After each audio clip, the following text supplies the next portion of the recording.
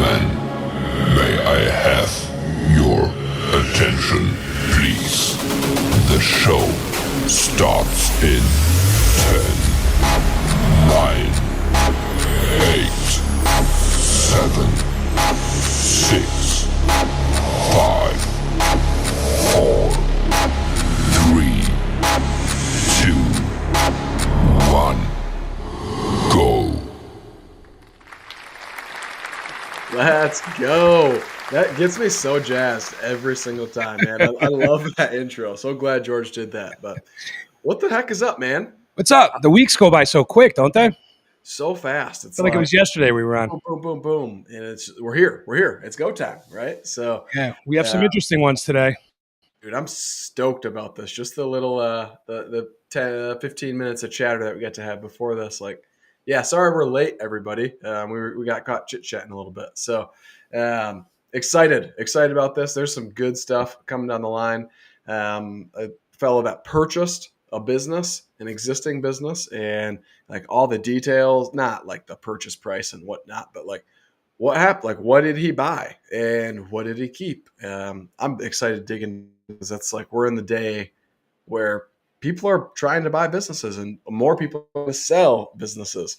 So, what do we look for? What would he do it again? Right? All that fun stuff. Because you and I are grassroots. We started from scratch, and right. we didn't buy something, and it's something I've been kicking ideas around on. A lot of guys forget that there's so many ways in on business. You might be competing against somebody that bought another business out or is a business person that is making plays in different arenas, different verticals, and they might have very, very strong skill sets. Obviously, sales, marketing, that sort of thing is critical.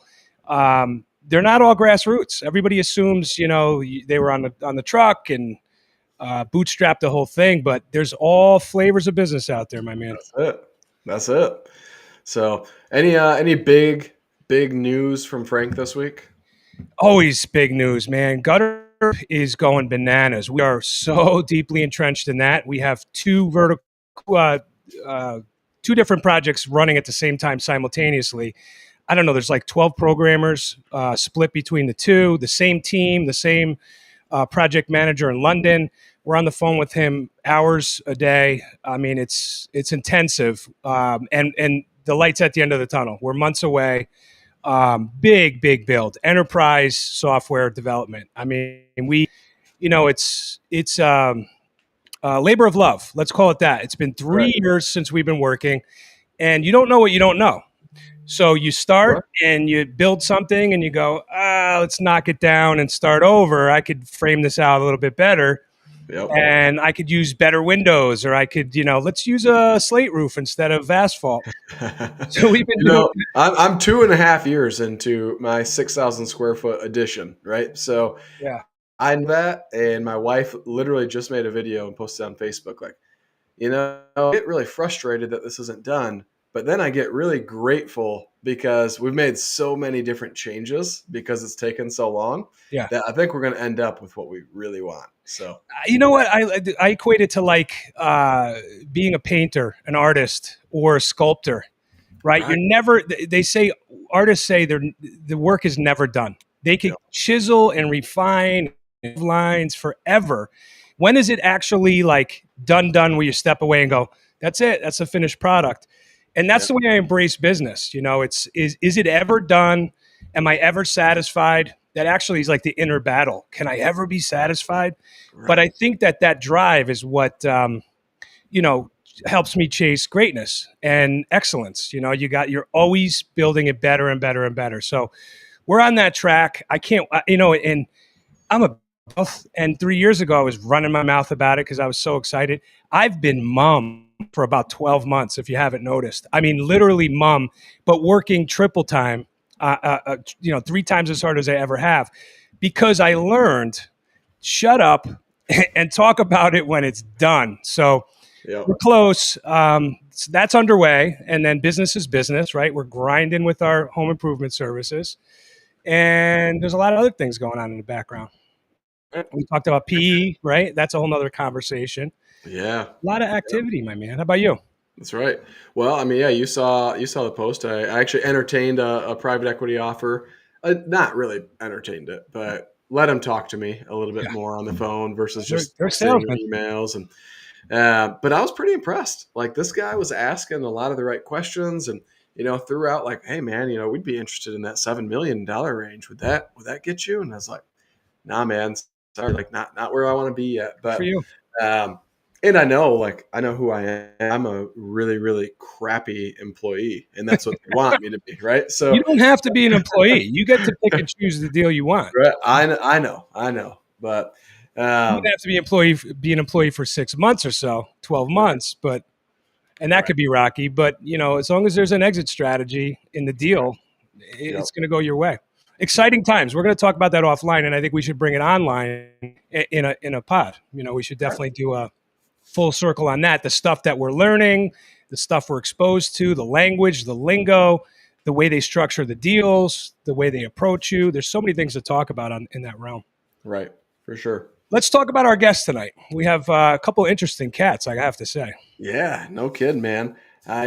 So I've been seeing Matthew Durian. I think I said Yeah, that right. So I've been seeing a lot of him here. I don't know for sure, like the last 3-4 months, but I feel like I've been seeing him poking his nose yeah, in he's the active. Facebook pages, right, for the last year or so. I was like, man, who is this dude, right? I And said the same exact thing. he's never like attacking. He's asking good No, he's questions. a smart guy, and Right. he's very strategic in his communication, and he's very even keeled. That's right. And I was impressed, and I reached out to him. Same thing as you did. I acknowledged and noticed him, and I reached out and said, "You're interesting. We want to talk to you." And he That's was right. gracious about it, and he's like, "I'm in." And then he talked about his GM Dusty, and this guy is another Yeah. lunatic. This guy's got an incredible story, and we're gonna have an interesting conversation tonight. Why don't we bring him out? All right, let's do it. Everybody, Matthew Durian and Dusty Cooper. What's up, gentlemen? Hey guys, thanks so much for having us on. Thanks for Yeah. joining us. Thank you. Yeah. We got warmed up before we went live, and we had to like pump the brakes. We're like, whoa, whoa, whoa! We're talking about That's some right. really cool stuff here. Let's save it for the live. That's right. Where to begin, Matt? You're the owner. You Yeah. own a number of businesses, am I right? Yeah. Which I'm very impressed with, and they're completely different. You're in a. You want to talk about the industries you're in? Sure. I wrote them down so I don't forget. I know that sounds fun. So there's 7, and I feel like I get to 6, and then I go, wait, which one? Like, am I Start going going back, counting the pinky again, right? All right. It's dumb. It's first world problems for real. That's So right. I own one of my strangest companies. I have a business partner up in Missouri, and if you know what an antique mall is, we own 2 antique malls up there. And we're Interesting. working on getting a third one going. So each 20 to 25,000 square feet. We've got 150 vendors my in each location. Incredible. They're great businesses. We don't run it like a flea market. All of the operations are done by us. The marketing is done by us. The point of sale is done by us. We have wonderful vendors. They're all collectors of different types. So you've got a comic shop, a vinyl shop. You've got vintage clothing. You've got mid-century modern. You've got antique furniture. You've got coins, collectibles, sports Wow. cards, man cave What were the stuff. locations on those?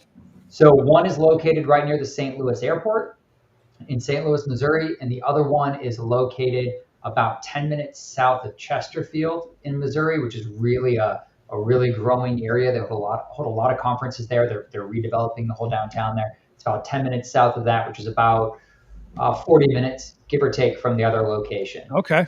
But they're both in St. Louis, and then we're currently in talks to get a third one.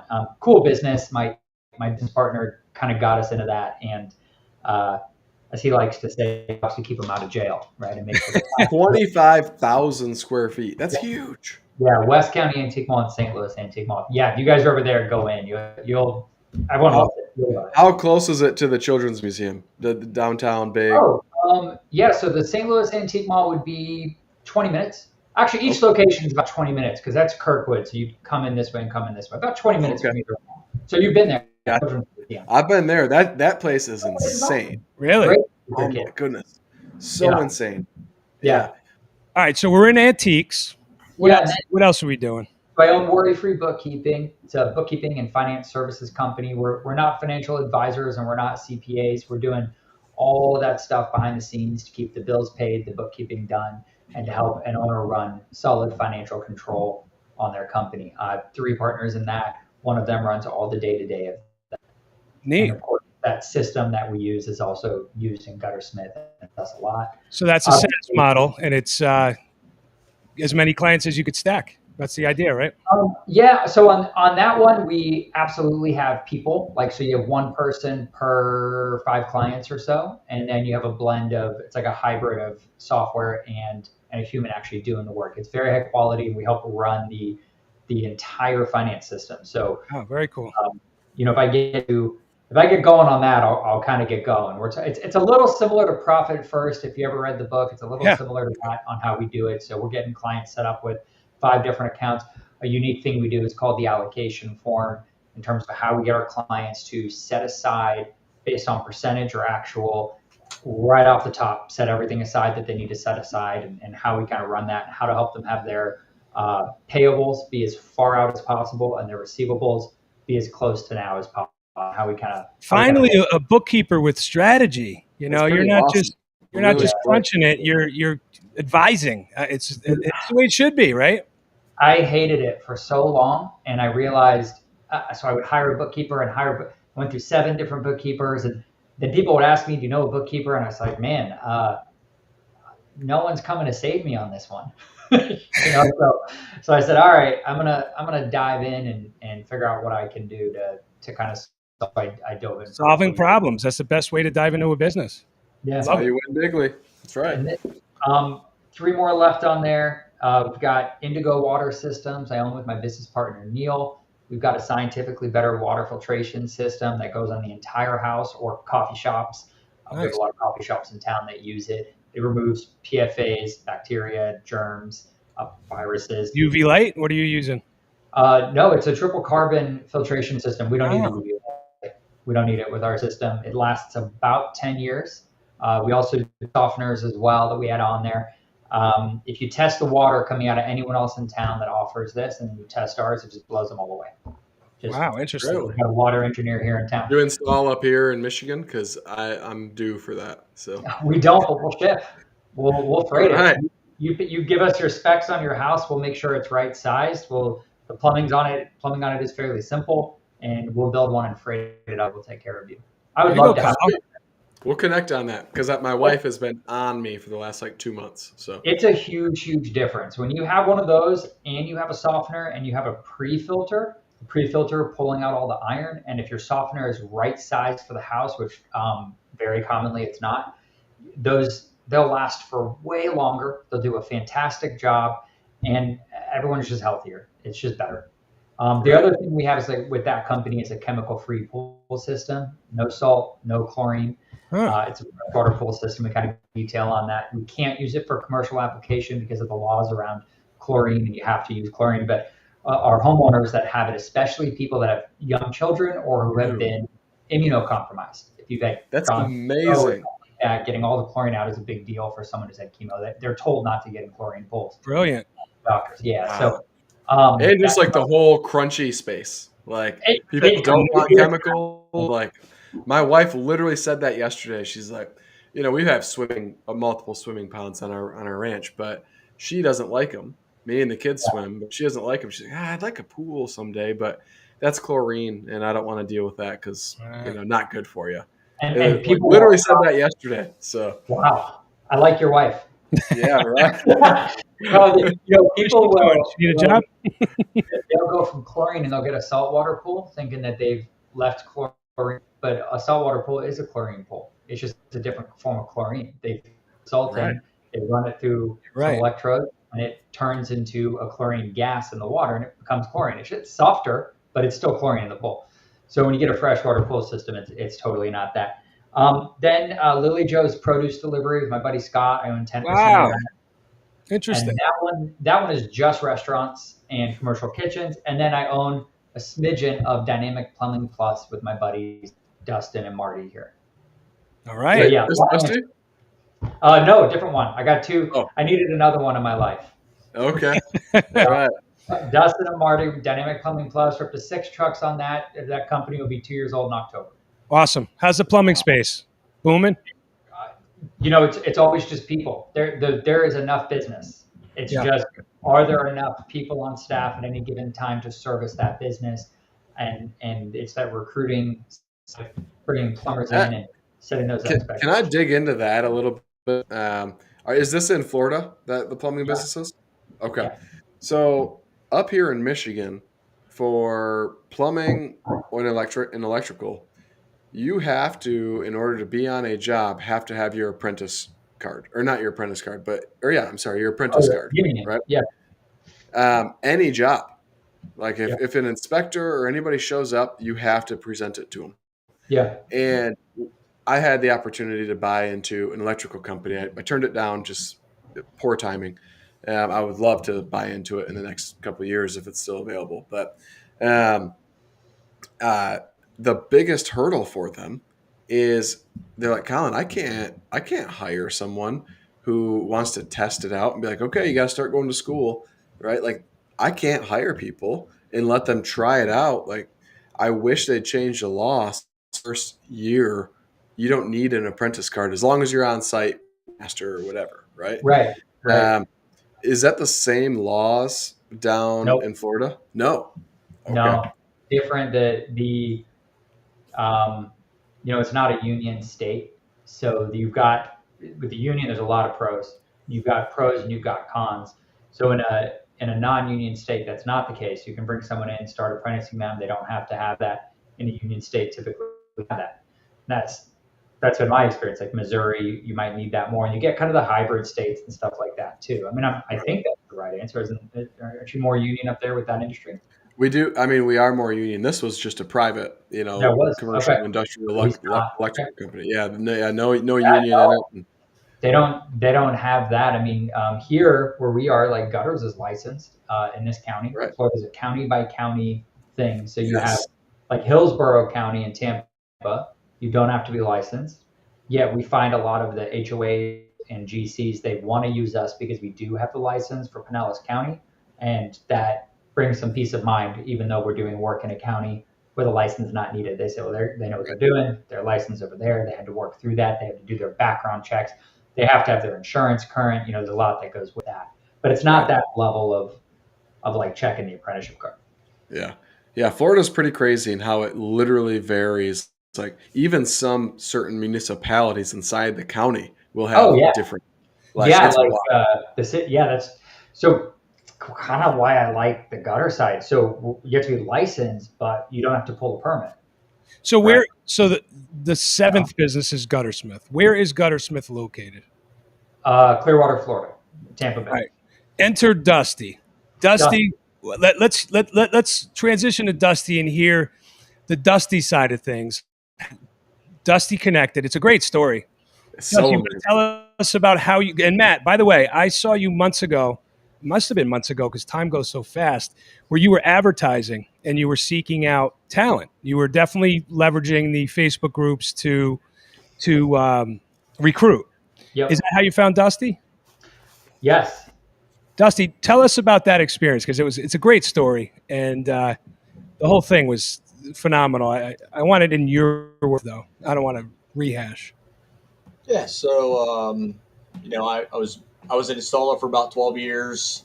Um, that's all I ever did, and then I always vacationed in Florida. So Florida was always like a piece of where I wanted to be. Yeah. I love fishing, the saltwater, all that good stuff. So Where are you coming from? Ohio, I lived in Ohio. I worked in like Michigan, Indiana. Um, so a bunch of all the surroundings really around Ohio. I always traveled.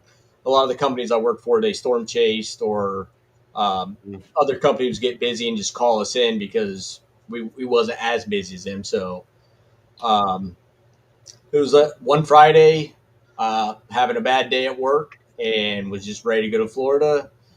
Came home, made a plate of spaghetti, got on Facebook, and I seen Matt's post saying that he was looking for an installer in Clearwater, Florida. I know. Hold on. Before we continue, Colin and I really need to know this. Was it my gutter installer group or was it gutter installers? I I think don't it know which was. one. Do you remember? I think it. I'll be honest. I don't know. I think it may have been yours. Yeah. Yeah. Yes.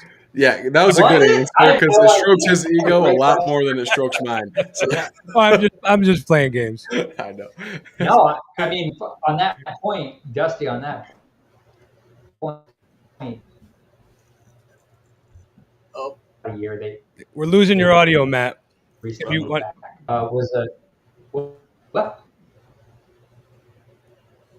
Oh, Uh-oh. we lost my audio. yes. You're back. You're back. Yeah, your connection's a I'm little back. soft. Okay, is Go that ahead. that's Yeah, we better? got I you. was just gonna say that Frank, you got us Dusty, but you also got Dusty and I, April and AJ, by way of a referral. They worked for us for about a year. They had reached out to you That's because of your right. Facebook group. They were looking for some work in Florida. I happened to post. You shot me a message. We met them later that week. They did work for us for about a year. They recently moved back to Missouri, Ah, starting a family. They're doing great, but they did good work for us for the whole year. So awesome. Nice. thank you, and it shows the power of having that group. So Oh, I love go ahead, this. This Dusty. is why we do this. This is why we do this. Yeah. So it comes around full circle. It's so awesome to hear stories like this. But Dusty, let's get back to Dusty. Yeah. So So Dusty, you had a wife and kids, right? yeah, you had a whole family going in Ohio, right? I had a big family.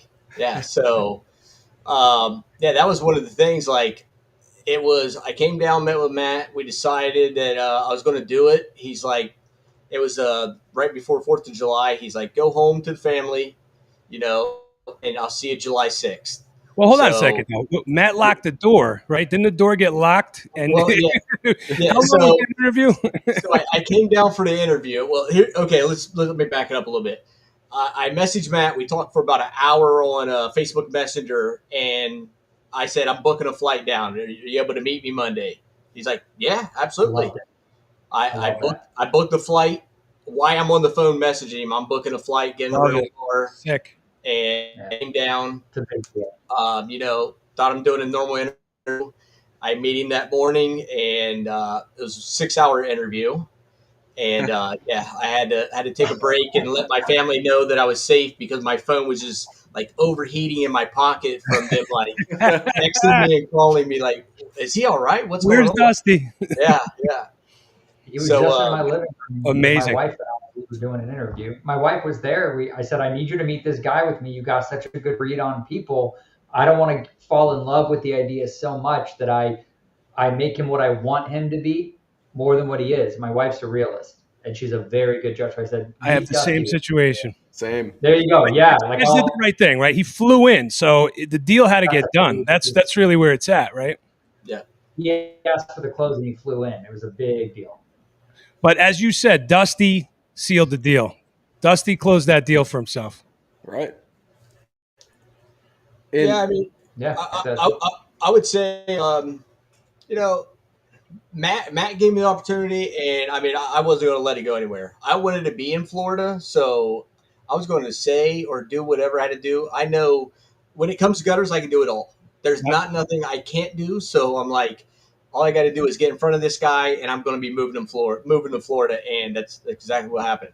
Very exciting. so this was July 4th, whatever, right? You 2022. Yep. moved 2022. And so you decide to move from Ohio to Florida in the hottest month of the year. I guess like July, August is the hottest month. So And that was kind of late COVID too, right? Were we still Yep. still Late. wearing masks back then? I don't know. not in Florida. They never were. No. Well, that's true. not in Florida, man. Florida did that Wayne. for a while. Right. The housing market was still going crazy because that was a issue Yeah. in the beginning. Like I told Yeah. Matt, like Yeah. a have month to in, find somewhere. I'm struggling to find somewhere and I can't find something. Yeah. I'm gonna have to go back. And then luckily, scary. I kept every Saturday and Sunday. I was like looking at houses and doing like just kept looking and finally found something that made sense to bring the family down. And I think it was like I think two or 3 days ago was our 3-year anniversary living in Florida. So like, Congrats. yeah, Loving it. How's it going? I love Florida. Florida's better than Ohio. I can't stand all the rain and gray, gloomy days, the snow. Yeah. You have a lot of beauty down there. Yeah. And you're not South Florida where it's hot as you know what. I mean, it's a little Right. bit more tolerable. It's pretty hot. I mean, Clearwater it gets hot, but I mean, I guess It's not we've been, blinding hot. we've been pretty fortunate with the rain. Like that was one thing about Florida is I remember as a kid when I used to vacation or come visit was it always rained, and we were pretty fortunate with the rain and being able to keep the guys busy week and it'll rain on weekends or in the evenings, which is fine, but it allows us to still get the work done. So Matt, 3 years in, you got the right guy or what? Absolutely. Yeah. Amazing. And so what are you guys doing? Tell us about, what are you running? What's the mainstay of the business? Usually it's like 80%, 6K or 7K. Hold on, let's back up a little bit. Okay. Because at this point, Matt hadn't even bought the business yet. You were interviewing somebody for a business that you hadn't even bought yet. Oh, is that right? Yeah. Oh, All right. So Matt, let's tell them about this little bait and switch that you played. Oh, Matthew. Here's another little tip. So he hadn't bought the business, and then during our interview, he's like, "Hey, you mind taking a ride with me and the wife?" Like, Love it. sure. Where are we going? He's like, "So the guy that I'm buying the company from, he wants to show me a job." So I'm sitting in the car with his wife, like he's having a little powwow with the guy, and she was asking me some questions, trying to fill me out, and I mean. I didn't realize that I guess maybe I did know that he didn't own it all the way yet, or it was just in the works or something like that at the time. Too funny. The contract was on my desk. I said, I'm going to buy this if I can find the right guy. Here, let's back up to this. So my mom calls me on a Tuesday. She owns a roofing company. Her and my brother own one of the largest roofing companies in this area, top 5. They do 30 million a year in roofs. And she says at that time they were doing maybe 10 million. They do 30 now. So she says, hey, someone wants to sell me their gutter company. You should buy this gutter company. At that time, I still had my digital marketing agency. I owned 3 companies in 2022. And I said, Mom, what are you talking about? I don't know anything about, I'm not buying a gutter company. What do you, I kind of do one of those. She goes, okay, well, sweetie, I just really think you should talk to him. I think it could be good, and we could send you a lot of work because we got the roofing company. My mom's 60. And okay, so I hang up, and I end up thinking about it for a day, and I call the guy, and I have him come over to my house, and we start talking, and I do something that I call act as though, which is act as though I'm going to buy it, act as though I'm interested, act as though I'm going through it, and try to talk myself out of it and talk myself into it simultaneously. Right. So I'm looking for the reasons to run and the reasons. Sure. And as I go through it, I'm looking at the numbers and I'm looking at what he's doing and I'm asking him questions and doing due diligence. It's he's got a 1 crew. It's a small operation, but he's moving to Texas and he's kind of doing a fire sale. Like he's like, I'm out of here. I got these jobs pending. I got these contractors who use me. You can, kind of doing a fire sale. So I looked at the numbers. I looked at everything. I said, if I can try to be a lead installer, this makes sense if I can find a guy. So that's on Wednesday. On Thursday, I post on the group. On Monday, Dusty's sitting in my living room. You move fast, dude. By the following Monday, Dusty's hanging the first gutter for that. Unbelievable. Everything happened in between. And for me, a key moment, and this is why Dusty and my wife, they get along really well. He's a big fan of my wife, Taylor. She and I go to the kitchen mid this 6-hour kidnapping that we did with Dusty. Yeah, I mean, you get hungry in a 6-hour meeting. Right, go to get a coffee and a snack. And I said, hey, will you help me make a cup of coffee? Which is ridiculous because she doesn't even drink coffee. Right. So she knows I'm going to talk to her. So she comes in. I said, what do you think? What do you think? I whispered to her. And she just shakes her head and she goes, I don't know how you did that. Like Tuesday, this isn't even on your mind. You're telling your mom, no. Wednesday, you start thinking about it. It's Monday. She goes, he's your guy. You're not going to find a better guy to do. That's your guy. He's your guy. If you're going to do this. They say the greatest business minds are the ones that know the opportunity and can execute swiftly. That really is a critical skill set to have. So kudos to you, my friend. I did call my mother and apologize, just for the record. I called her. You were right, Mom. Mom was always right. I said, Mom, I'm sorry. You were right. I said, you were right. And then a couple months later, I was having so much fun, which is funny because those first couple months were hell. Oh But yeah. I was having, I mean, right, Dusty? That was hell. I mean, man, we've been through a lot. And, trust me, it was not but- fun. Like the machine that I showed up to, I'm like, This- I switched from a few different companies. Like Antique. some guys get slow, whatever, and the last two companies I worked for, they both brand new machines and trailers for me to like come for me, like trying to get me to come because they knew what I could do. I Yeah. was just I'd known a lot of the guys from. I worked in the building supply industry, so I used to give them their coils and downspouts, and then they seen my work ethic. And at one point in time, I had one guy's material on one side of my trailer and another guy's material on the other side. And when one of them had work, I'm doing his. When he run out, I call the other guy, and I just kept banging it out. Monday through Sunday, just working to make sure that I had plenty of money for the winter and my family was fine. Good man. Wow. So how much growth have you guys seen in the last few years? So what did you what did you buy? Like, what did you buy? A book of business? Was there any employees coming with it? Like, what did that look like? All right. I'm He going bought to. it. Sorry, I hijacked your question because I feel like this needs to be before it. I'm sorry. It's a good one. Yeah, so here's what we bought. We bought a trailer that was too small and had a door that folded down, no barn doors, and an old like that Knudsen brand machine Knudsen. with a motor that wasn't properly mounted that shook. Ugh. It would still run out gutter. Yeah. Our first And- job, Matt's leaning up against the side of the trailer, I had holding to stand on gutter. holding the motor down so I can run gutter out of it. And I just started like, this is not going to work, bro. Like, Yeah.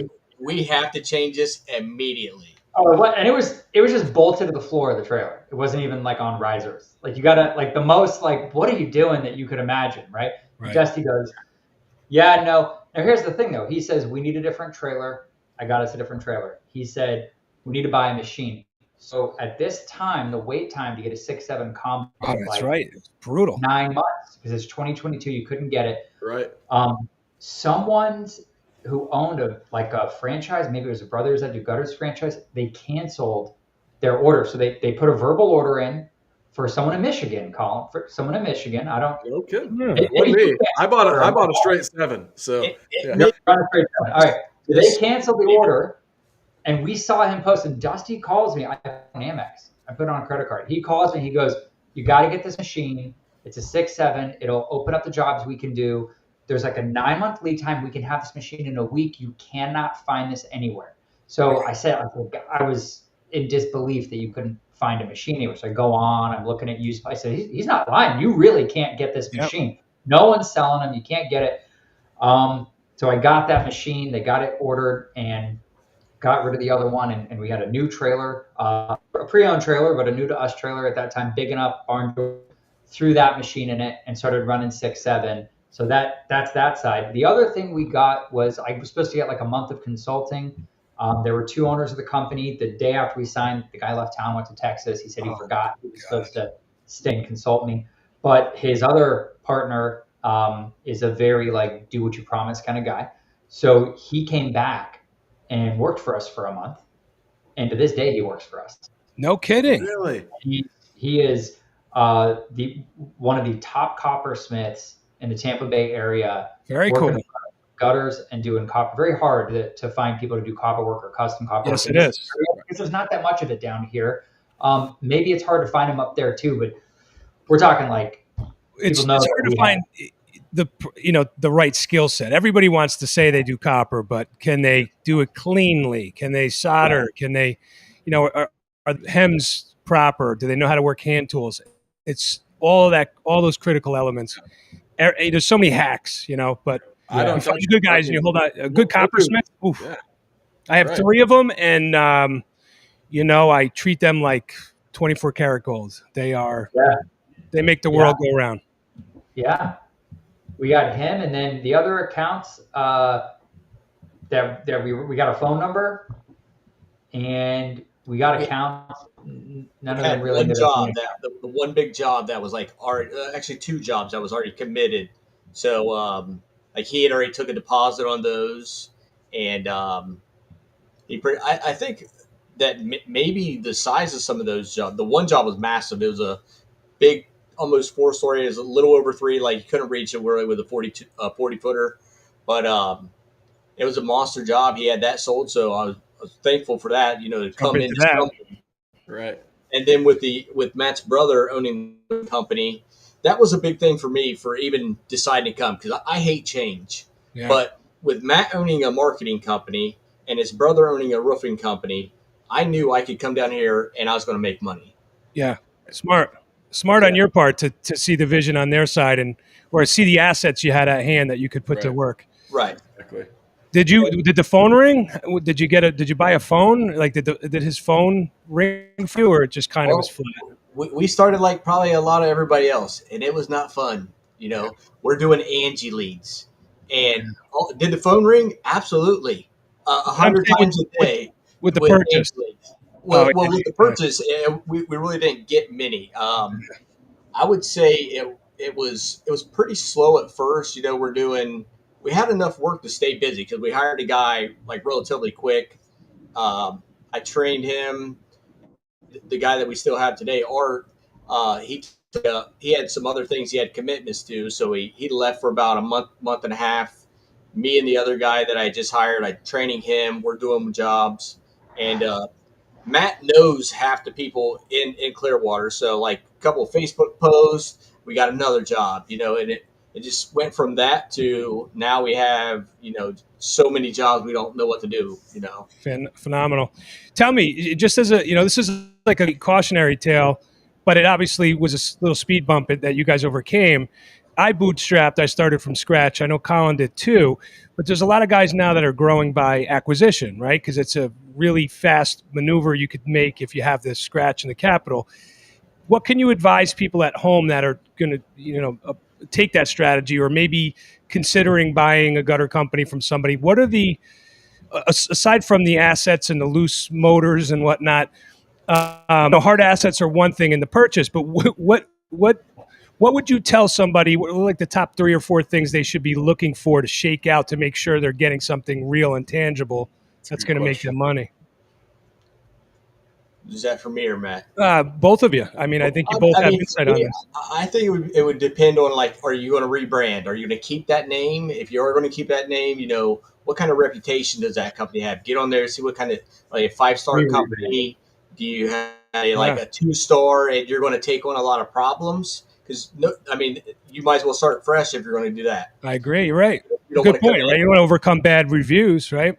Well, not only just bad reviews, but I mean, if they have bad reviews, that phone when it rings, you don't want to be like, oh, I hope it's not another mad customer, Right, you know, right. and Good expect you point. to own up to what the other company did. I mean, they don't want to hear, oh, I'm not going to fix his problems. I bought the company 2 weeks ago. So, So branding, reputation, things are. What are the sneakier stuff that you can't see? Like, what are the things under the hood that aren't obvious? It kind of applies to anything that you're going to buy. Um, Something that is small, undervalued, underserved is in an area where there's a lot more demand than there is service to the demand. If you're looking in that kind of an area, where it really applies to anything you're buying, right? If you go and you Google for the industry you're thinking of buying into, and you notice that the top websites, none of them seem that great, but you say, okay, so then you call them up and you notice that all of them can be at your house next day to give you an estimate, Yep. and all of them only have like a 1 week lead time. It's probably not an area you want to buy into right now. But if one of them doesn't answer the phone, and then one of them says you can come give you an estimate next week, and he's 6 weeks booked out, and another one says they need an estimate tomorrow, but they're 3 weeks booked out. When you start Right. seeing that friction, right? The friction between this is a service I want to talk to the person about it and get a quote, and I want to pay for it. As soon as you start seeing that friction, it's a sign to dig a little deeper and see if in your area it's being underserved either by bad operators or people who are ineffective at their marketing. It's great. Oh, Great that's points. good. Yeah.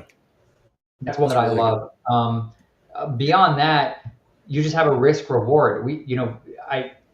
I think in all my contracts when I buy something, I put an NDA, so I'm not going to say the exact amount I bought the company for, mainly so I don't get attacked for having said it and violating the Sure. contract Of I course. wrote that we both signed.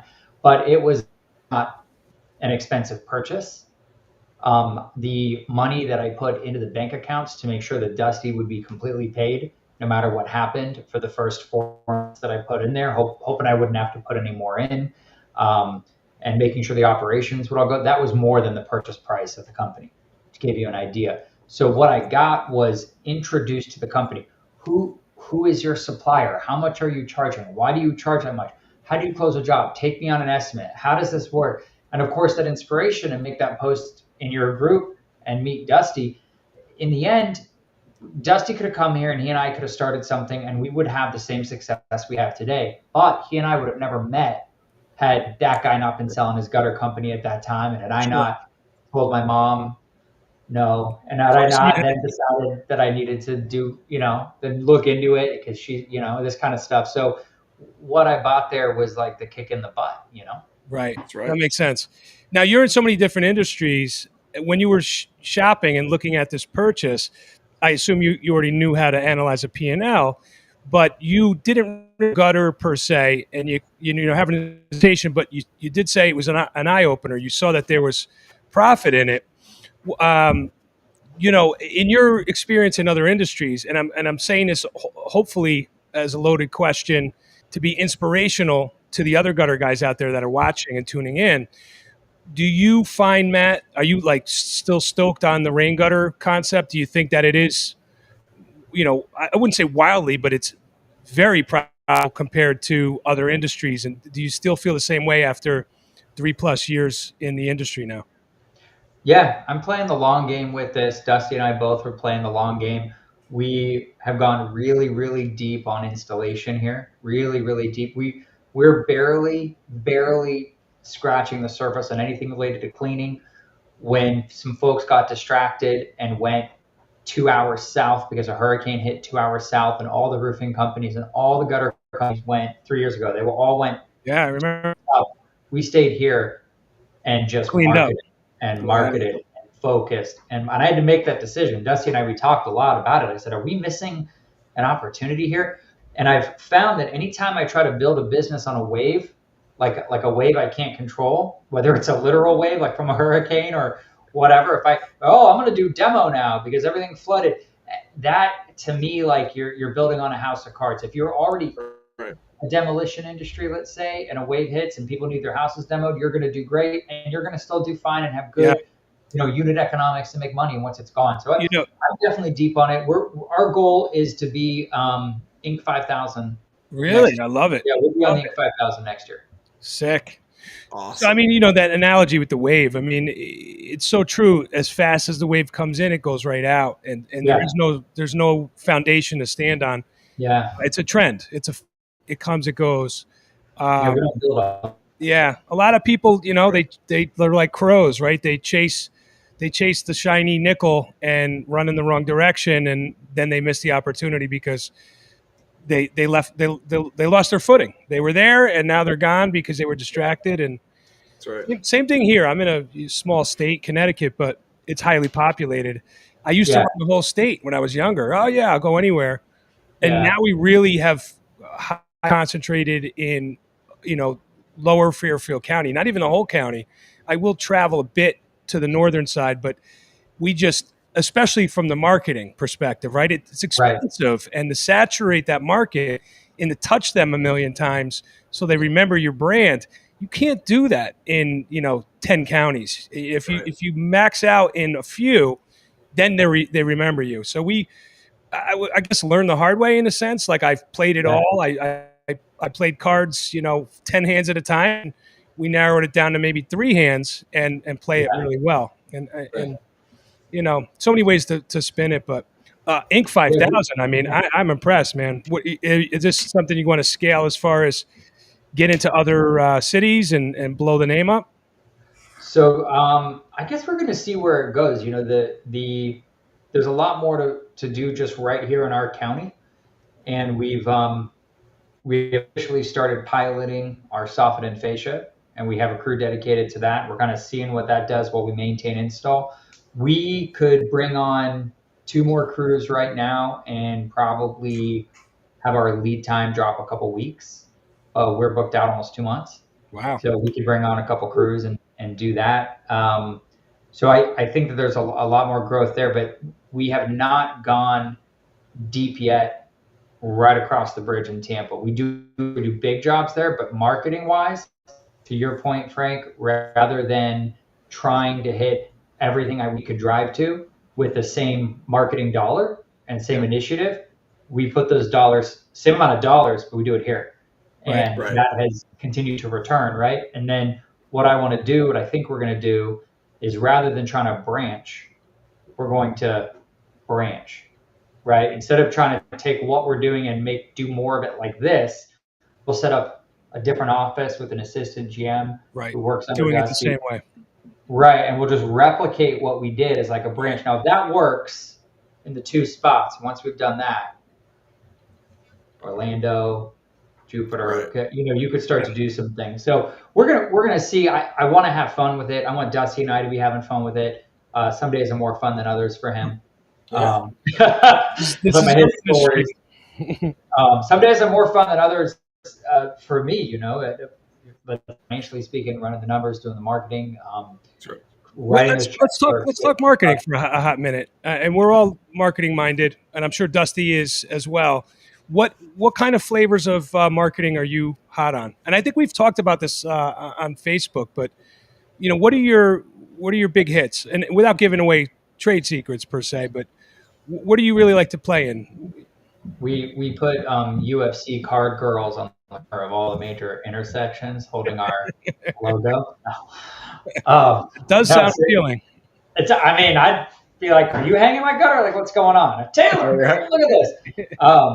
No, so you got to wrap your trailers. 100%.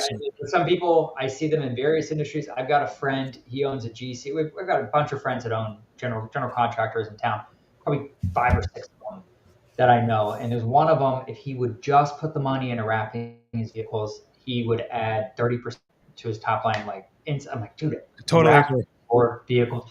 That investment is a big deal, pays for itself. If you've got a gutter guy out there is not putting the money into wrap their trailer, they really should wrap it. I know you both do. You both wrap it. Yeah, it's easy money. But you're asking the question that's for the audience.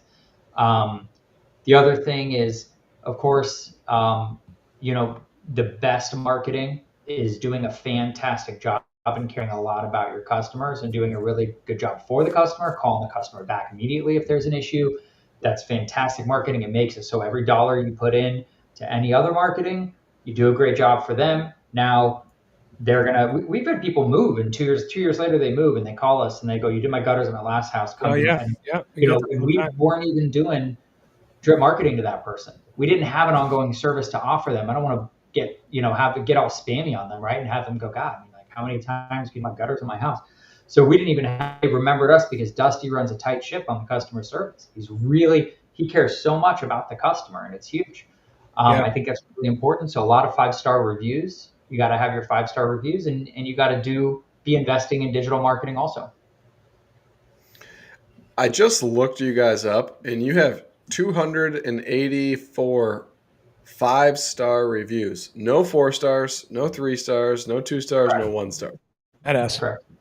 That's incredible. Dusty, you get it at the door when the job's done? No, never. It's a follow-up. Yeah, follow-up. It's actually, I did get from you, the nice job. That's one of the big things. Like, I seen that you posted, I pitched it to Matt, and he's like, at first he was hesitant. It's wavy. I find it's wavy. They come in like in a cluster, and then it's quiet, and it doesn't make sense. And I'm like, why is it like, True. That's true. And I mean, I know like my guys will bring it up like, hey, they'll tell them like, hey, you did a great job or whatever. Or they'll call the office to pay and say you did a great job. We'll ask for it, like, hey, if you don't mind, would you like to leave us a review on Google? And some of them will, some of them won't. But I mean, it's one of the things we're working on here with my team is trying to figure out how to get those happy customers that you just did an amazing job for. They're thrilled and they're tipping the guys and everything is like perfect, but they just don't pull the trigger on the review. They tell you they're going to do it and they never get to it. And you call again and then it gets awkward because you're like kind of insisting on it. There's got to be a way we could leverage technology or use some simple trick to kind of coach the review and just force it along. I feel like what I'm into is like it's a lot of older customers. They're really like, I don't want my name on the internet and all this thing. Like they don't realize a Google account to do it, and they don't want to do that because they think their identity is going to get stolen or something. Right. And then a lot of people around here. I mean, a lot of these people we do work for, they own businesses or they just got a lot going on, so they're just like too busy to where too busy. They're happy. They'll write you hey, thanks, good job. You guys did an amazing job. Hey, could you put that on Google? And that is the recipe, right? It's like the people that could pay the most and want the best are the busiest, and they just don't have the time or the bandwidth. And I get it, but I'm like, but I need that damn review. I need your review. Yeah. I just did a $30,000 job for you. I need your review. Right. Yeah. So most of what you guys are doing is retail work. I mean, 280 reviews. Retail, yeah. You're not subbing for a lot of people. No. It's all residential mainly. I mean, we have like some GCs and then like strategic partners in roofing and stuff like that we do work for. But like, we do very little sub work. Right now, we're on the biggest job that we've ever had. It's I can say the number. Right? It's $260,000 job. Beautiful. And, it's the biggest job we ever had, and it's probably one of the easier big jobs that we ever had. How that goes, right? Yeah. The hardest part is getting the ink on the contract, and then the last one we just did was not so fun. It was for the same people, but we grinded it out. The last one was a 5-story, everything back nailed, mitered up. Plastic. It was like the plastic tile roof type stuff or the rubber. Yeah, it was not fun. Yeah. We went just on the list. We went $20,000 over budget on the lifts. Just on the lift, kill you, man. They could kill you. Wow. I remember when we were going lift crazy, and I knew how to price them exactly, but you spend so much on it. You turn around and you go, why the hell don't I own one? And then you're like, oh, I know why, because then I need a CDL driver and a big trailer and all the liability and risk. And we have scales on 95. You're getting pulled over all the time with DOT, and it's a whole nother. It's a revenue stream for the state, and so they're trying to pick away. So sometimes it's a loss. It's not even a loss leader. The client pays for it, but let me pay the service to bring the damn thing out. Hopefully they serviced it right before they brought it to me. It's their machine. If it goes down, it's on them. I don't have to move it. You know? Yeah. And I mean, as long as you bid the job correctly. I mean, with that one, it was a little tricky. You got to cut your teeth, right? So you guys learned your lesson on that one, and away you go. That was the worst one we ever had. So it got us to where we are now. The job that we're on now, it came from the same people. So I haven't rented a lift in probably 2 years. What are they? It's like $1,800 a week still in that range. A little bit more of that. Fuel fees and all that, delivery, fuel, pickup. We had two, and there was this 5-story section, and on the back side of it, there had been erosion on the land of the deck you couldn't access. So you had to use a lift, have a tie off, have your fall protection, and you to get to the gutter by going to this side of the roof, going over the top and getting to it. And then on the other side, they had to do tear off, so you could stand on the other side. Right. And they had to prevent anything that they tore off from falling 50 feet and doing stuff. There's boats, it's all boats and water right underneath them. So that was a tough job for the guys, and they finished it. And we just took those same guys, and he said, "All right, we pay footage, right?" So that was a tough job. And we took care of the guys, but he put them on a 2-story walkable with topper, full rate job, just our typical pricing with our warranty, and they're on that now. And they're just slapping gutter up. Smoking it. done. Yeah. So So funny, the evolution, right? As we grow in business, I shit you not. My office manager called me today about this. He called me, I want to say 2 days ago about it. There's a property manager that works for a big firm. This lady's been around forever. She's a battle axe. And when I was younger, I wouldn't say and dumber, but I was more eager. I'd take the work. And there's a particular building that she manages that's right on a waterfront. There's a little narrow pathway that an aerial lift will just fit down. And it's hanging over this little river that ties into the Long Island Sound. And it's highly exposed to wind. This building gets beat to hell. It's got vinyl siding. The roof gets beat up. The siding gets beat up. And she would call me. I worked on that building probably 10 times. I did flat roof work. I did slope roof. I did siding. I did gutters, all from aerial lifts. And you deal with the pain of the logistics of it, right? Because you price it and you're like, all right, well, it's a day's work. And I made good money there. Well, I hadn't heard from this lady in a couple years, and she called twice saying, "Hey, get Frank. I have problems at this building." And my office manager called me. I was in the field looking at a job or something, or managing a crew. And I said, "I don't want the job." She's like, "What are you talking about? What do you want me to tell this lady?" I said, "Tell her I don't want it." She's like, "Why not?" I said, I've been there, done it. I've worked on that damn building so many times. I said, there's no money in it. I said, I know what she's got. She showed me a few pictures, a couple pieces of siding, up 50 feet. I'm like, I don't, we're doing so well. I don't need to put a crew in an aerial lift, have them calling me because it's windy out and the thing's swinging around. I'm like, it's not worth it. If it was the whole building, okay. But for a little spot repair, I'm like, pass. I said, and she goes, really? I said, she hasn't called me in 2 years. She's calling me because she knows I'm the get it done guy. But obviously somebody else is doing all the damn work over there.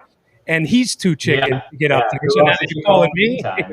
Tell him to go do it, whoever he is, Right. So For me, that's kind of stuff that the jobs that are like terrible like that, I'll tell them like, hey, you wait till winter time and give me a call. I may consider, Right. Yeah. I If it's slow at all, then yeah, absolutely. But right now, no thanks, Yeah. I mean, I could price it out where like she won't call, but then she always does, she would because they'll just pay it. But I don't even want to do it. I don't care what the price is. It's not worth I feel the that. guy. Like, we get jobs like that all the time. And then down here, there's super gutters everywhere. And everybody's like, we will not. Do you guys do super gutter? No, absolutely not. Wow. If it's aluminum, we'll do a repair. Like we'll take a grinder wheel, clean it up, put some sealant in for them. But that's about the extent of that. A little bit of gutter guards every once in a while, as long as it's some of them down here are like 2 inches wide. They got a tile roof that's like 30, 40 feet up in the air. Yeah, that's coming down to barely doing anything. Yeah, 2-inch wide hole. Like, yeah, we're not able to put gutter guards on it. I'm sorry. You don't even want to clean those. You can't even get inside of them. Right. Matt, you were talking about cleaning a little while ago. So that's something you guys haven't delved into yet, huh? So we do cleaning by request, but in terms of having a full-time person for it, we've got someone in training. We got the equipment now. What we really want to do is not have our install crew trying to be here and then have to go clean. We want a person that's all they do is cleaning, repair, and on the few, we have a very low, very, very low warranty callback rate. But if you've got a warranty callback and you've got cleaning and repair, I want that to be a single full-time person. And every time we think we're going to get ready, we need another crew. So that install side has grown. So that's been a good problem to have. But I'd really like to build that out. We've serviced now, we're approaching 2,000 customers to prime, to mine that, help them with their cleaning, offer topper to anyone who didn't get it, that kind of stuff. So we're going to start getting into that more and more. But there's been an incredible amount of focus and operational focus and streamlining, and obviously a lot of investment in like trucks and machines and space. Our shop that we have, we got 4 garages now. I wanted to just kind of weigh in on that, give you my 2 cents. I'm 24 years in. I hated cleanings. In the beginning, I was, I don't know if it was bravado, but we had so much work, and we were, hanging 50 feet a day. I had a huge crew. They were all like, Marines flying up and down a ladder. It's all, alpha male, crazy stuff going on. And I was like, cleanings, I don't want it. I don't want it. Because you look at one individual cleaning and it's small money and whatever. I finally came to my senses about 10 years, 12 years into business, and I was still doing cleanings, but minor. And then we started taking it serious. And it is kind of hiccupy in a sense. We have in Connecticut, we have two real seasons to clean. The spring when everything starts to bloom and blossom and the flowers are dropping. And then, of course, the fall. And the fall really is like two big pushes.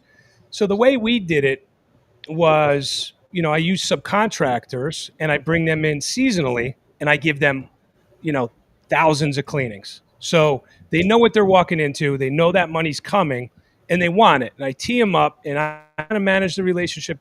But then are you doing it this year? Yeah, I'm doing it. And they're getting, 50 a week and it's just boom, boom, boom. The next level that we took it to, this is the critical part. I don't even care. It's sweat equity, really, right? It's blood money, as they say, almost like snow plowing. Sometimes, if you're not taking it to the next level, which we've now basically mastered, and we leverage Company Cam, my installers or techs, they fight it. They don't want to use Company Cam or they miss the photos, and we just hammer them about it.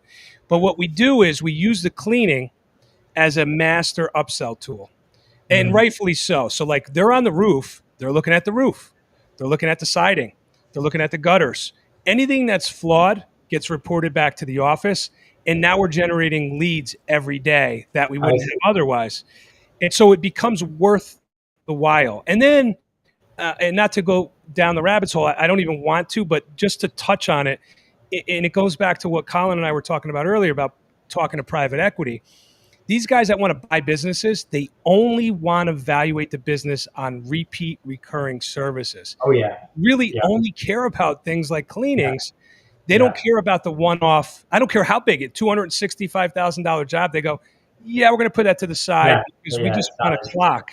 We want something that's guaranteed. We don't want to have a Dusty. We don't want to have a salesman. We don't want to have a Colin going out and selling the job. That sounds like a lot of work and a lot of quote unquote risk for them. They just want to book a business that's turnkey, that they know what they're going to see in a return. And sadly, it really is cleanings. It's crazy. Yeah, you're right. When people ask me if I've thought about buying another gutter company, I say, the only thing it would make sense in town to buy is cleaning contracts. I wouldn't buy another gutter company. I would buy a cleaning company. Yeah. Our goal is by the end of 2026 to have 1,000 cleaning contracts recurring. That's the goal. That's by the end of next year. We went deep with install. We're still going deep. We got the soften and fascia side where the cleaning will ramp up quite. We do the cleanings. It's just when I think of doing something and going all in on it, there's a level of, how much marketing dollars getting allocated to it. Right. What's the process, the full-time person doing it, all that kind of stuff, and building that out. It is something that be sold over the phone sometimes, a lot easier than a gutter install could be. If you've got a one story and what happens, and it's a lot. It's the low ticket to get your foot in the door on the property or get your foot on the roof. I would say just like for working numbers, you seem like a numbers guy. It's about 15% of that client base you could touch a second time behind the cleaning. 15% has something wrong on the house that will probably pay you more to come back and do. Yeah, like a dozen jobs a month and some stuff. That could run a whole nother crew, Well, can I play devil's advocate here for you both? No, you can't. All right. Go ahead. So I've dabbled cleaning, and about this. And it's tough, right? It's tough to get the recurring contracts to stay recurring for multiple years, where it pays more than installing gutter guards one time. Right. Whoa, hold on. So there's a caveat. When we install gutter covers, we warranty it only if you bring us back annually for a dusting. It's cheaper than a formal cleaning, but I still get to come touch the house, and I still get a little bit from you, and I have a reason to come see you. And if you go 2 years and you haven't called us back to clear the surface of the covers, sorry, if the gutter's clogged or there's a problem with the gutter, hey, where you been? Like, it's on the contract. That's our right. So that's where I was going. You stole my thunder, but hopped up tonight. It's all right. Dan? So I've had a ton of gutter cleaning or gutter cleaners come to me for gutter launch, and they all are like, no, gutter guards suck, right? And it's like, I get it. There's no such thing as a perfect gutter guard. Okay, like I'm not out here saying that any gutter guard is the best, all right? Because they all have their. Nothing's But maintenance free. but you show up and you get to clean this customer's house twice a year. Yep, and you do it for how much? $249. Okay, so you make $500 twice a year. Yes. Okay, on average, how long is your customer your customer? And then they write off the rip like 4 years. I'm like, you've only been in business for 4 years. Well, yeah, but I've had some customers for 4 years. Okay, but how many? What's the average? And really, it's usually like 2 years, right? 2 years, and they find somebody else that'll do it for $50 less a time or whatever. Right? Most people So, buy and sell every 7 years. or That's they right. buy, or they move, and whatever else, right? And Yeah. so I was like, all right, so you're getting $2,000, but you have to go there 4 times. Meanwhile, this house is 200 lineal feet of gutter, and I show up and I sell that gutter guard for $22 a foot, and I'm getting paid $4,400, and I'm going to clean their gutters for free. And they're like, oh, and I was like, so who's making more money, right? I get it. Private equity, they want to see that MRR, right? We all want to see MRR, especially with like up here in Michigan where wintertime hits, right? Like I Yeah. want to see a high MRR that covers my payroll. I 30K payroll every 2 weeks, like it's nothing. Like I would love to what 60 to 100 grand a month in MRR, right? Yeah. But I don't know. I go back and forth. I really like what Frank says about when we install our gutter guards and we do our 6-inch lifetime guarantee or lifetime warranty up here. It with that comes a $120 a year subscription, right? Where we come back once a year, we clean them off, we inspect your roof, we inspect everything while we're there. Cam checklist, boom, boom, boom. It gets emailed to the customer. Off you go, right? But we also get the opportunity to sell them something else, right? Yeah. So, Yeah, I mean, I'm doing drainage too, right? So like, as long as I Right. could get boots on the ground at the house, hey, you have a catch basin in the driveway. Hey, that downspout's definitely separated from the ground drain. What's going on with that? There's so many ways to like continue to grab more work there. I just need the opportunity to be at the house, and then it's trained to upsell, call the office, trigger it, get somebody that could sell to get over there, and it's a what process. about technician selling? Have you guys ever had tech sell? Not directly, but they are part of the process in the sense that they are our eyes and our ears. But I debate about that. I just haven't. I could go that way. I think I would have to, given more volume. If it's just 10,000 cleanings I got to handle, like it's got to go that way. Yeah. The companies close to me here, there's one in particular I'm thinking about that does. They've been around for 30 years. They claim to do 10,000, 8,000 cleanings a year. They have techs. They're all subcontractors. They 1099 them. They empower the tech. I'm going to give you the lead. You're going to go out. You're going to sell it. You're going to collect the check. You're going to bring it back to home base. I'm going to cut you in. You're an equity partner essentially in the sale, and they strike the deal in such a way with the sub. The sub is motivated. Now they could backdoor them, but obviously you're biting the hand that feeds you. It won't last long, and it tends to work for these guys. I don't know. I mean, for me, I find those guys are one tiny step, and maybe like Matt said, the tiny step could be wrapping their van, right? To go off on their own and be their own person. Yeah. They already have their own van. They have their own ladders. They have the entrepreneurial spirit. I'm not trying to steal that from anybody, but for the guys that don't want to be a self-starter, I have the opportunity here, like it's the trade-off. Do you want to do the marketing that Matt's doing? Do you want to manage websites?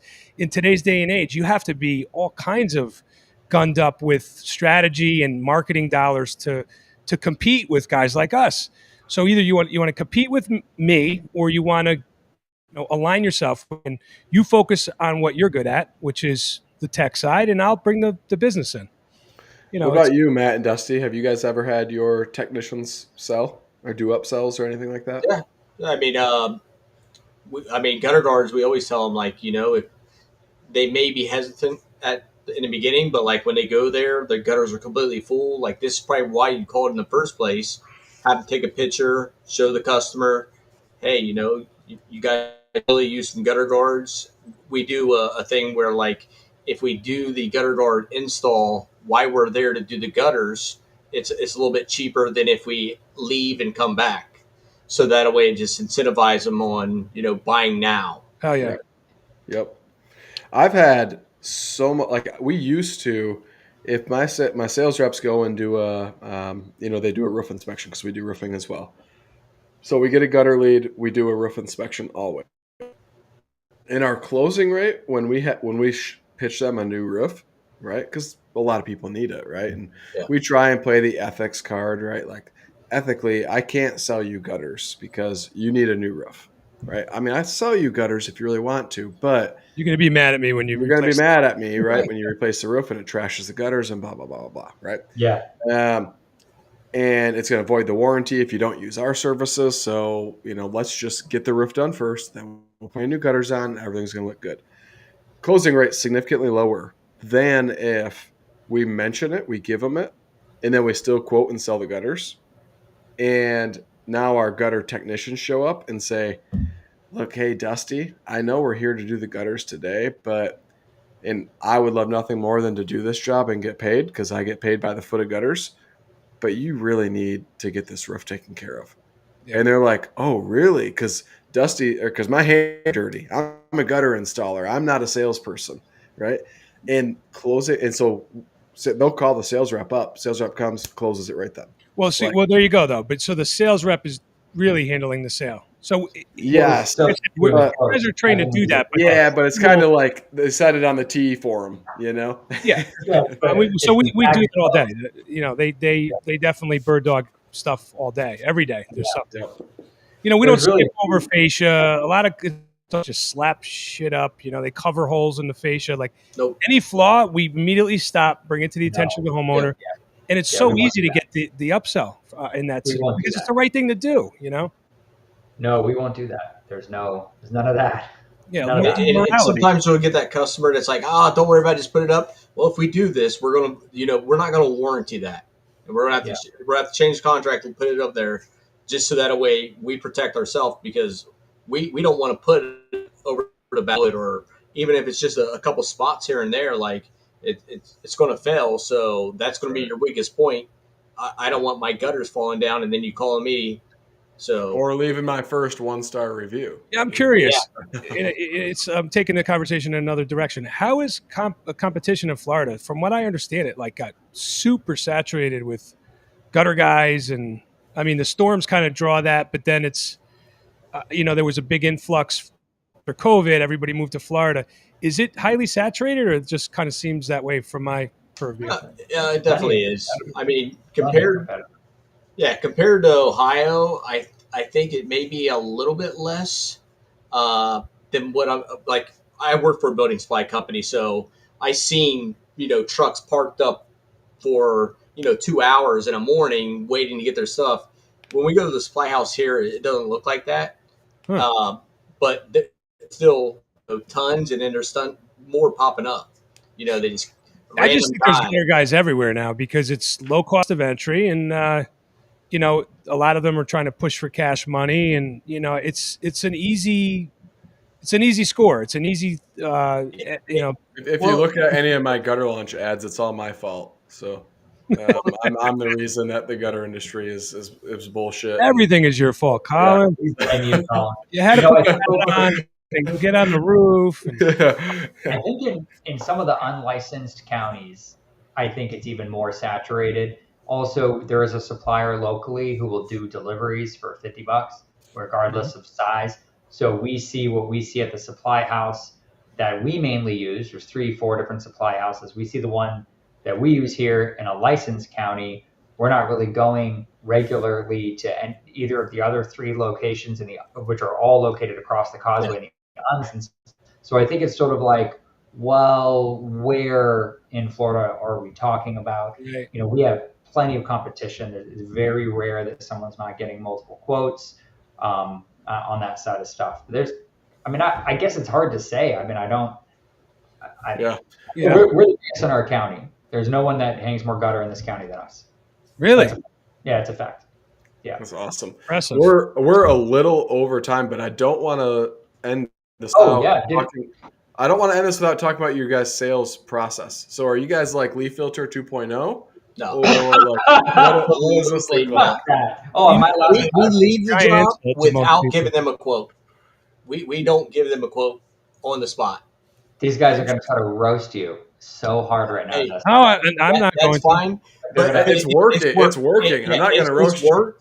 I think there's so many guys in the area that come in because like I sales full time for Guttersmith, for the first 2 years, and it was like you could walk up and you could see him just look discouraged as you're just walking up, haven't even said a word. Yeah. So after I break the ice with him a little bit, I let him know I'm not one of those guys that's here to push you. Like, hey, you know what? You don't really need gutters over here. You have, plenty of rocks or whatever, a big bush that's doing protected, like keeping all the water from your foundation, everything. You're fine here. But over here, these are the problems you have. And, they see I'm there to help them. I'm not trying to just take their money and run. I leave, send them a quote. It's usually within 48 hours that it's on the board to be put on the schedule. My 2 cents on this is, and there's so many ways to go, and so many, our resident sales expert, Kyle Greer, everybody knows him. He'll tell you different, right? He's in the house. He puts the time in. He gets the sale on the spot. We do, but we don't hang our hat on that, right? Like we're not like foot in the door, making sure we're getting the sale right then and there. To me, in my experience in the years I've been doing it, unfortunately, homeowners are very, very leery of contractors. There's a lot of scumbags. They have bad experiences. They've been burned multiple times, multiple trades. They're really, really tentative and nervous, right? So my strategy with my business is to win them over before the salesperson even gets there, coupled with the fact that when the salesperson gets there, they probably have done their homework on us and they've seen the salesperson in videos, in content, in social media stuff, and they're already warmed up to them. But we win the sale the very minute our phone rings. Our office staff answers the phone professionally, always live, always immediately. Yep. Totally gives them this incredible experience because to overcome all the bad guys, you have to do the things the bad guys never do. They don't answer the phone. They don't give good customer service. They don't give a proper schedule on the telephone and commit a salesperson to that. They don't follow up with an email noting the time and date. They don't do any of that stuff. So they're already kind of impressed because the others didn't do it. And then they do their homework on us before we get there. And we have thousands of videos, content in every direction. So they're already warmed up to us. By the time we get to the house, they're feeling it. They're like, if I'm going to the house I do a lot of the sales. I do all of the sales, 90% of the sales on the drainage side. If I go to the house, they already know me because I have videos everywhere. So, it's kind of like I just have to do my thing, but the office staff has already, in Colin's term, teed it up. They've already warmed them up. It's like the customer's waiting for something to go wrong. Like these guys are hitting it on all cylinders. And so it cost me money, right? I have to have trained office staff, have to have live phones answered.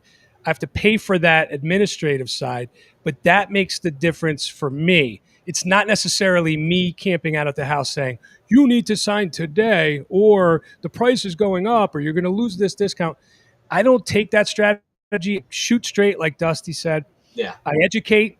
I'm honest. There's no slick willy sales strategy.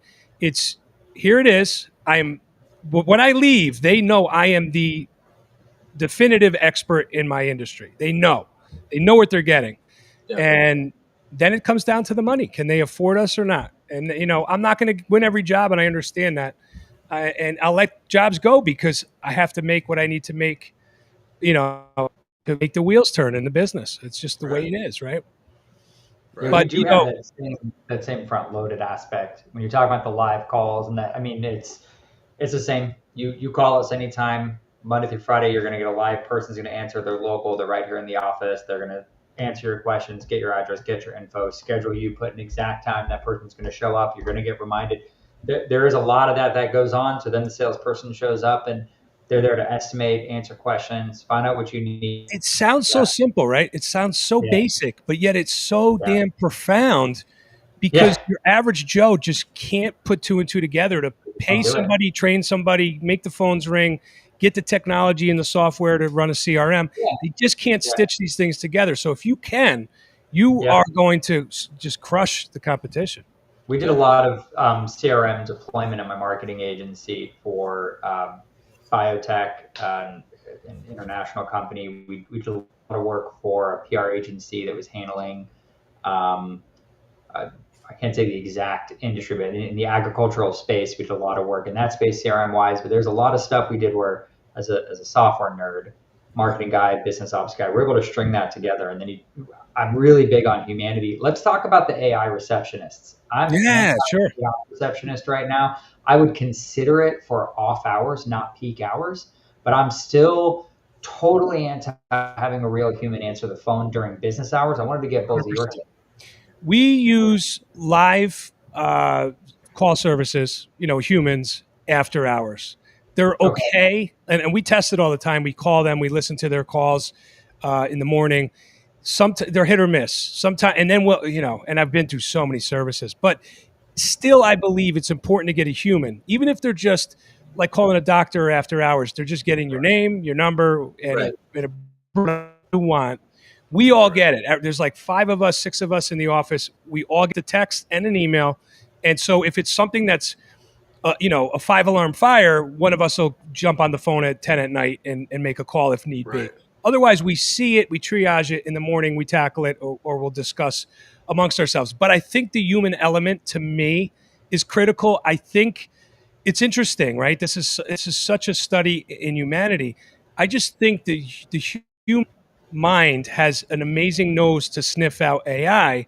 And to me, it's a major turnoff. To me, it screams, and this is the way I'm wired, to me, it screams, the contractor I'm trying to get is lazy / thinks they're slick. They're trying to, save a buck. I don't care about talking to AI. It's not going to get to the root of what my problem is. I can't really drill down to the hard problem. All it's doing is collecting my data. So after hours, acceptable, but never during hours. I'm sorry, I'm not. Maybe I'm an old man, or it just doesn't register with me. Yeah. Right. Are you familiar with Chris Hoffman out of St. Louis? Runs Hoffman Brothers. It's a 9-figure HVAC, electrical, plumbing. Yes, he's a I Marine. am familiar with him. Familiar with him, Chris Hoffman? I follow him on Facebook, or I'm sorry, on TikTok or Twitter. I follow him on Twitter. Or X, that's Twitter, what it is. Yeah. So I follow him there. He'll interact with you a lot too. Like I've got businesses up in St. Louis where he is a very nice guy. He has some really, really cool triage things that he does. And so he's got some stuff he does that's really quite brilliant. Like I've learned so much from this guy following him and interacted. But one of the things that he's doing, he invested in an AI call service, and meaning as an investor and as a business is paying for. And he's got a company, he inherited it. Inherited is the right word because his dad's alive, but his dad passed the company on, him and his brother, at $10 million. Inside of 10 years, there were over 100 million, no acquisitions. Wow. I think there's a lot of places it makes sense, right? Wait, he's no acquisitions? I thought he did acquire.